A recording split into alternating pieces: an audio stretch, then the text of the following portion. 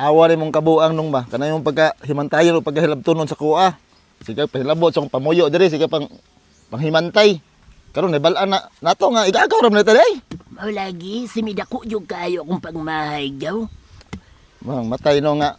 Di ba sa tam maduduha sa tagdawat nga igagaw tay kay Ay ayaw bagana. Uy, kalimtin lang mga nahitabo itong nga ni aging panahon.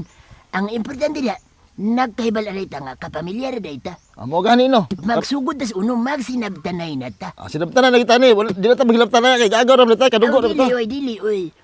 Para mawai mong kasuko gaw, kiningyuta nga kabilin sa atong apuhan, Unsa man na to ni? ato ning bahinon. Uy, urag nindot na gaw. Anin do to gaw. Ay, sige, agaw na, agaw. Proud kay ko ba nga na, nagkahibalanay tang igagaw ta. Nalipay kay ko. Dili, di na ta magdugay. Asa man ta napita diri gaw? Pakita na ko nimo kung asa tama ng imuhang bahin. Asa man imo napita diri gaw? Gikan diri gaw, paingon nga to. Paingon nga to tumoy, ako na diha. Amo nang utlanan ka ng payag. Ano? Maoy. Sige. Asa ako ah? Akin nilang sa tingali imo. Uy, unsa man agaw? Ikaw na bahala na, himuno mo nagkasagingan, kamutihan o kamaisan. Unsa? Yuri.